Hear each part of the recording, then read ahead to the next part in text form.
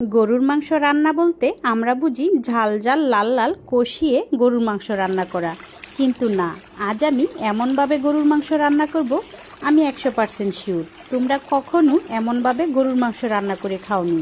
রান্না করার জন্য আমি এখানে 1.5 কেজি টাটকা গরুর মাংস নিয়ে নিলাম।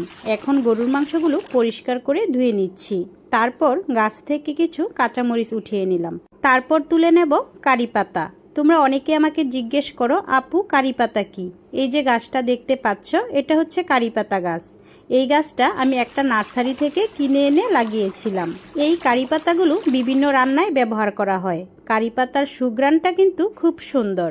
যেমন গ্রামের পোলাও পাতা, তেজপাতা, চাশনি পাতা এগুলোর মধ্যে এক্সট্রা একটা গ্রাম থাকে, তেমনি কারি পাতার মধ্যেও এক্সট্রা একটা গ্রাম থাকে।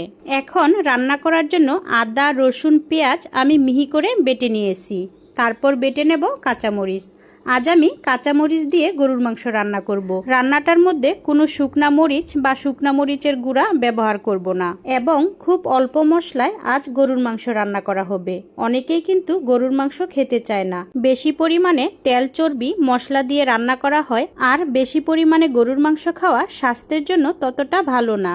এখন গরম কড়াইতে সরিষার তেল দিয়ে কারি পাতা ভেজে নিয়েছি। তোমরা কিন্তু আমাদের বিজনেস পেজে খাঁটি সরিষার তেল পাবে। তোমাদের সুবিধার্থে বিজনেস পেজটা কমেন্টসে দিয়ে দেব।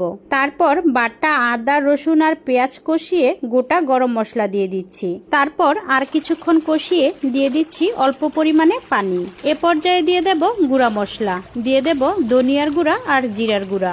আমি আজকের রান্নাটায় হলুদের গুঁড়া কিংবা শুকনো মরিচের গুঁড়া ব্যবহার করব না। তারপর সব মশলা আবারও খুব ভালোভাবে কষিয়ে নেব।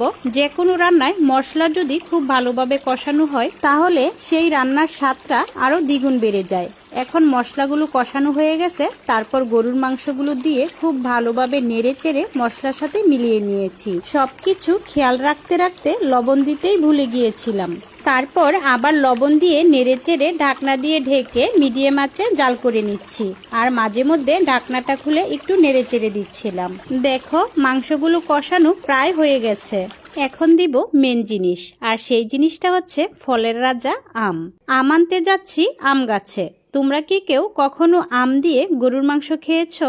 আমি কিন্তু আর কখনো আম দিয়ে গরুর মাংস রান্না করিনি, এই প্রথমবার রান্না করছি। তোমাদের ভাইয়ার কিন্তু গরুর মাংস অনেক পছন্দ, তাই এই গরমে তোমাদের ভাইয়া বলল গরুর মাংস রান্না করার জন্য।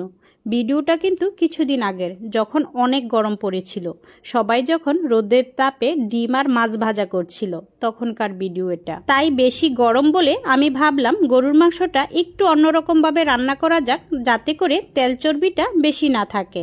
এই জন্য মাংসের মধ্যে আম দিয়ে রান্না করছি। টক থাকার কারণে চর্বিটা অনেকটাই কেটে যাবে। এখন কাঁচা আমগুলো চুলার ভিতর দিয়ে পুড়িয়ে নিচ্ছি, যাতে করে টক ভাবটা একটু কমে যায়। বেশি টক হয়ে গেলে কিন্তু মাংসটা খেতে ততটা ভালো লাগবে না। এখন পোড়ানো আমগুলো পরিষ্কার করে ধুয়ে নেব, যাতে করে আমের গায়ে ছাইগুলো লেগে না থাকে। তারপর খোসা ছাড়িয়ে আমের শাঁসগুলো আটি থেকে আলাদা করে নেব। রান্না দেখে তোমরা অনেকে আমাকে পাগল বলবে, কিন্তু না গো, সত্যি বলছি। তোমরা রান্নাটা একবার করে খেয়ে দেখো, খেতে কতটা ভালো ছিল। এখন আমের সাথে খানিকটা পানি মিশিয়ে তারপর কষানো মাংসের মধ্যে ঢেলে দিলাম। তারপর খুব ভালোভাবে নেড়ে চেড়ে একসাথে সবগুলো মিলিয়ে দেব। এ পর্যায়ে আরো কিছুক্ষণ জাল করে মাংস আর আমগুলো কষিয়ে নেব। মাংস আর আমগুলো কষানো হয়ে গেছে। তারপর একটু চেখে দেখছিলাম খেতে কতটা টক হয়েছে। এখন পরিমাণ মতো ঝোল দিয়ে আবারও ঢাকনা দিয়ে ঢেকে খানিকটা সময় জাল করে মাংসটা রান্না করে নেব। মাংসের কড়াইটা নামানোর আগে গরম মশলার গুঁড়া উপরে ছিটিয়ে দিয়ে মাংসের পাতিলটা নামিয়ে নিলাম। দেখো মাংসগুলো দেখতে কতটা লোভনীয় লাগছে, খেতেও কিন্তু বেশ মজা ছিল। এই টক ঝাল গরুর মাংসটা আজ আমরা লাল চালের ভাত দিয়ে খেয়েছিলাম। খেতে কিন্তু অনেক অনেক মজা ছিল। ভিডিওটা আজ এই পর্যন্তই। ভিডিওতে কিন্তু লাইক, কমেন্ট, শেয়ার করে দিবা।